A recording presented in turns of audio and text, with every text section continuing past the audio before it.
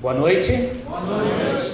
Cumprimento essa dileta mesa na pessoa do presidente da subseção e da minha presidente, doutora Damares, e cumprimento a todos os presentes. E gostaria de já fazer um destaque aqui, na qualidade de presidente da Associação Brasileira de Liberdade Religiosa e Cidadania, a ABLIRC, que é uma associação que trabalha também em parceria com a OAB, né? Eu e a doutora Damares temos aí uma história em conjunto na defesa da liberdade religiosa e representamos a sociedade civil, enquanto a OAB tem esse viés, né, vinculado à classe da advocacia. Importante destacarmos aqui, senhor presidente, os nobres componentes da mesa e o público, que a liberdade religiosa, embora nós tenhamos aí nessa expressão, que é uma locução adjetiva, onde temos a palavra religiosa como um adjetivo que está qualificando um substantivo, que é a liberdade. Dessas duas palavras, qual é a mais importante? O substantivo ou o adjetivo? Substantivo. Então a liberdade, ela está acima da questão religiosa. E quando nós trabalhamos o conceito de liberdade religiosa, nós não estamos defendendo a crença ou a religião. Pode parecer um paradoxo, mas neste cenário não é a religião que é importante. E daí entra a importância desse debate ser conduzido na Casa da Justiça e da Cidadania, que é a OAB, a Casa do Direito, porque a liberdade religiosa não implica na defesa da crença ou da religião, mas implica no direito que cada ser humano tem de professar a crença da sua escolha de acordo com os ditames da sua consciência. É diferente. Quando nós defendemos uma crença específica, estamos defendendo a religião. Quando defendemos a liberdade religiosa, estamos defendendo o direito de professar a crença, cada um professar a sua crença. Eu pergunto aqui ao público presente: o direito, por exemplo, de um evangélico pentecostal é maior, é menor ou é igual ao direito de um católico, por exemplo? O direito, por exemplo, do ateu é maior, é menor ou é igual ao direito daquela pessoa que professa a crença numa divindade? E o direito de uma pessoa, por exemplo, que cultua, que é de um culto de matriz africana, ele é maior, ele é menor ou ele é igual ao direito de cada um de nós professarmos a crença que escolhemos? Vocês perceberam que o direito iguala? E é uma campanha da OAB que eu admiro muito, que a doutora Damares conduziu há alguns anos através da comissão, que tem uma frase fantástica. Diz assim: a crença pode ser diferentes, mas o direito deve ser igual, né? Então a crença ou a religião pode ser diferente, mas o direito e o respeito tem que ser igual.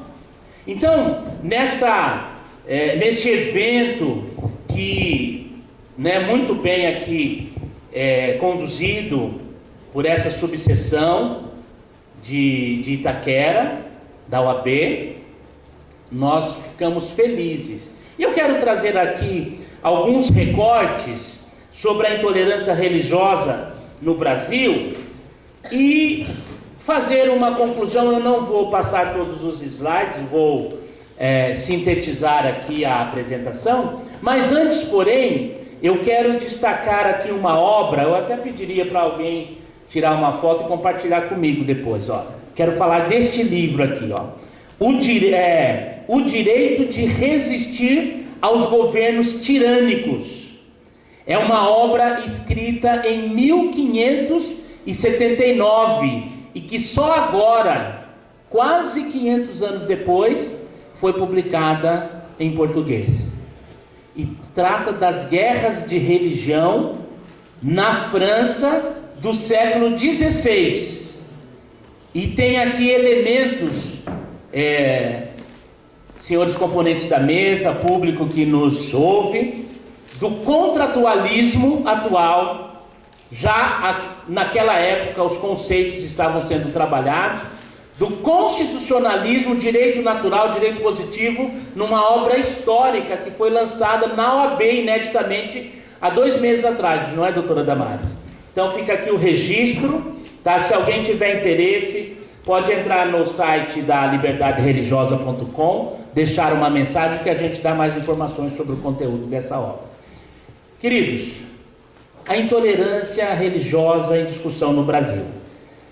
Por que esse tema tem alcançado projeção na atualidade? Vejamos.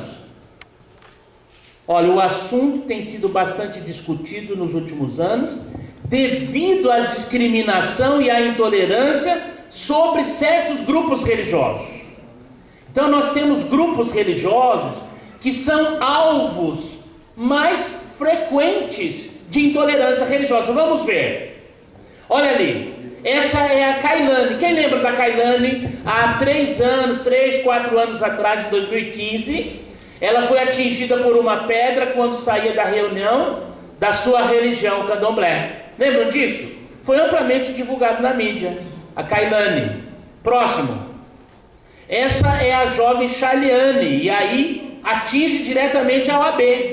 No dia 15 de março de 2015, ela foi interrompida 2 vezes durante o exame da OAB por estar usando o hijab, que é aquele véu ali, usado por mulheres praticantes do islamismo. O caso dela foi tão emblemático que ela contestou que a OAB, no próximo edital, diferenciou o uso de cobertura por adorno e uso de indumentária religiosa, e hoje os religiosos islâmicos ou qualquer religioso que por questão da religião tenha que usar um aparato na cabeça, ele tem acesso livre ao exame da OAB. Próximo. Ali, no dia 28 de abril de 2014, um juiz federal do Rio de Janeiro proferiu uma sentença afirmando que manifestações afro-brasileiras não são religião. Depois ele voltou atrás e disse que é religião. Por quê? Porque a comunidade afro-brasileira, achou um desrespeito. Qual o critério para um grupo, um segmento ser considerado religião? O juiz, extrapolou os limites da sua atuação ao conceituar o que é religião ou não. Próximo. Recurso extraordinário. Repercussão geral no STF. Trata do caso de candidato guardador do sábado que passou em primeiro lugar numa prova objetiva para um cargo no TRF1, cuja avaliação física foi marcada para um sábado. Esse recurso está para entrar na pauta de exame do STF. Então, veja bem, e o que aconteceu com esse guardador do sábado? O local onde ele estava escalado para fazer o exame físico, porque ele passou em primeiro lugar no exame escrito, e só faltava um físico. No território onde ele teria que fazer o exame físico ia cair no sábado, mas ele entrou com um pedido para fazer num outro local o exame que cairia no domingo, e ele foi para lá, tá? Depois a organizadora do concurso recorreu, e ele então perdeu o direito por não ter... Ele passou no exame físico, tendo sido feito em outro local, e esse caso está para entrar na pauta do STF, a questão da guarda do sábado. Há um segmento predominante, os judeus, por exemplo, são guardadores do sábado, os adventistas do 7º dia, batistas do 7º dia. Tem algumas religiões que professam essa crença, é uma crença legítima, né? Inclusive está na Bíblia, nos 10 mandamentos, lembra-te do dia do sábado para o santificar. E eles então, com base nessa objeção de consciência, quando tem esse tipo de confronto, eles entram com um pedido e geralmente é acolhido, mas às vezes ele é contestado. Próximo. Então, uma coisa inédita. O tema da liberdade religiosa tem alcançado a sociedade com tal abrangência que quase 6,5 milhões de estudantes tiveram que refletir sobre o tema no Exame Nacional do Ensino Médio do ano passado, que o tema foi Caminhos para combater a intolerância religiosa no Brasil. Então, essa subseção está indo no fluxo da sociedade, que está trazendo à lume esse tema, que não é um tema pequeno, é um tema que requer reflexão, que requer construção de conteúdo acadêmico, que requer muita reflexão e engajamento. Por isso nós parabenizamos os organizadores desse evento por essa iniciativa. Por final, eu gostaria de passar aqui a definição de intolerância religiosa, ali a definição de preconceito. Então, o que é o preconceito? O preconceito é um juízo preconcebido que se manifesta numa atitude discriminatória perante pessoas, crenças, sentimentos e tendências de comportamento. É uma ideia formada antecipadamente e que não tem fundamento sério. Próximo. Vamos ver outro conceito. Preconceito religioso. O que é? É possível identificar o preconceito religioso onde um indivíduo discriminado pela sua prática religiosa. Por exemplo, num aeroporto muitas pessoas ficam nervosas se vem alguém e assumem que esse indivíduo é muçulmano, islâmico, pois partem do princípio que todos os muçulmanos são extremistas, homens-bomba, terroristas. Os islâmicos estão reclamando muito disso. Inclusive, nós também participamos, eu e a doutora Damares, do Fórum Interreligioso por uma Cultura de Paz e Liberdade de Crença da Secretaria da Justiça. E ontem, na reunião desse fórum, chegou um caso de um professor universitário de uma universidade conceituada aqui da cidade de São Paulo, que está fazendo apologia contra o islamismo, levando filmes, levando informações, preconceituosas, querendo induzir os alunos de que todo islâmico é terrorista. Então, são os excessos. Alguns são, mas nós temos extremistas em quase todas as religiões. O fanatismo faz parte das religiões. É um lado negativo, mas não é só o islâmico que tem comportamento extremo. Há outros grupos religiosos que também praticam comportamentos extremos. Próximo, conceito de discriminação. Então, discriminação é um substantivo feminino que significa distinguir e diferenciar. Nem toda discriminação é negativa. Nós mesmos, quando fazemos uma compra ali na nota fiscal, aparece a palavra discriminação. É para dizer o que aconteceu ali, né? Qual é o fruto daquela nota fiscal que foi comprada. Então você escreve. No entanto, o sentido mais comum dessa palavra aborda a discriminação como um fenômeno sociológico, que daí entra a discriminação no sentido de distinguir negativamente, discriminar para acentuar a diferença. Então aí é o sentido pejorativo. Próximo. Discriminação é a exteriorização do preconceito. Ela acontece quando há uma atitude diversa perante uma característica específica e diferente. Nós viemos conversando no carro, eu e o professor Rossetti, sobre uma expressão que uma palestrante usou num evento, falando de racismo religioso. E nós discutimos e chegamos à conclusão que talvez essa expressão usada no contexto da liberdade religiosa, ou da intolerância religiosa, ela é inapropriada. Mas há essa questão, né, da característica específica e do diferente. Uma pessoa pode ser discriminada por causa da sua raça, por causa do seu gênero, da sua orientação sexual, a sua nacionalidade, religião, situação socioeconômica, dentre outras coisas. Então, discrimina-se, tira aquela pessoa da multidão e dá um enfoque para acentuar a diferença num contexto negativo, pejorativo. Próximo. E a diferença entre discriminação e preconceito?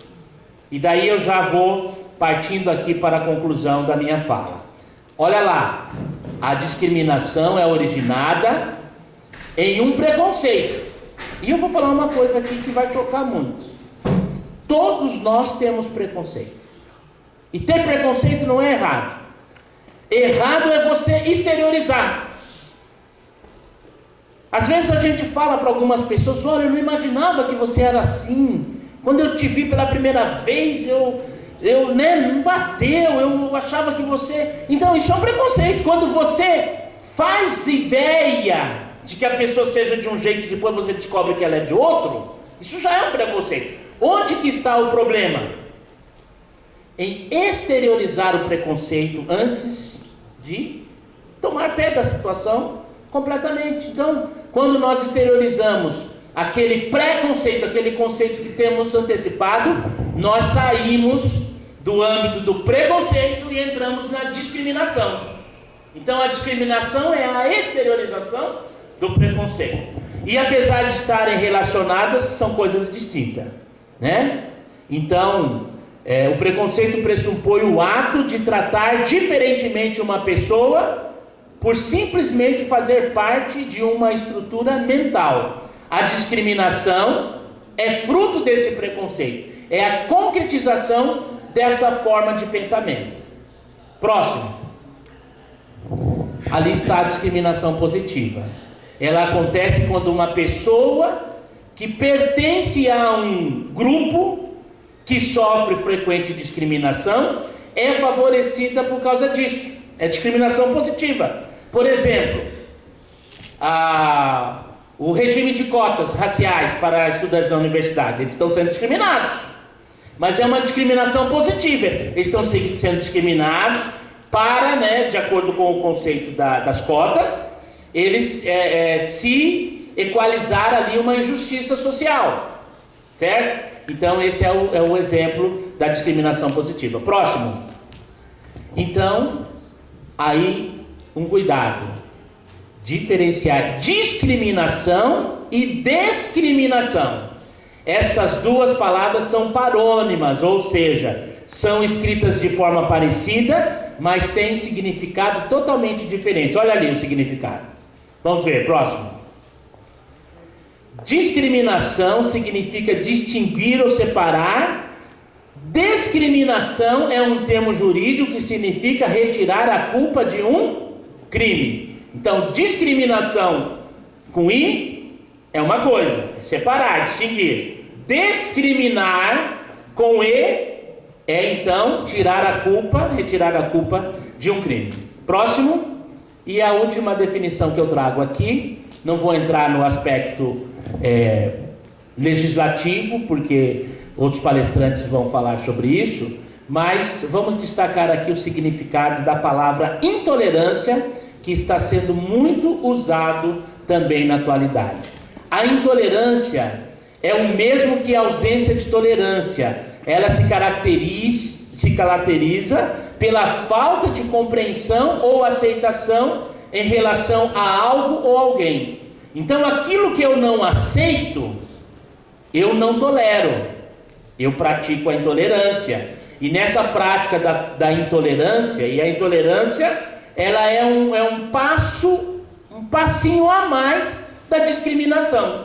Quando eu não concordo e eu discrimino negativamente, eu posso passar a ter uma postura intolerante, não aceitar aquele diferente. Vamos então à última transparência, O comportamento intolerante. Uma pessoa que age com intolerância é chamada de intolerante e, por norma, apresenta um comportamento de repulsa, de repugnação e ódio por determinada coisa que lhe seja diferente. que nesta noite, nesse simpósio de liberdade religiosa, e eu agradeço a oportunidade que esta subseção está dando a nós de refletirmos esse texto, eu faço um apelo para que esses conceitos que parecem tão simples, mas que na sociedade, quando eles se exteriorizam, eles se manifestam,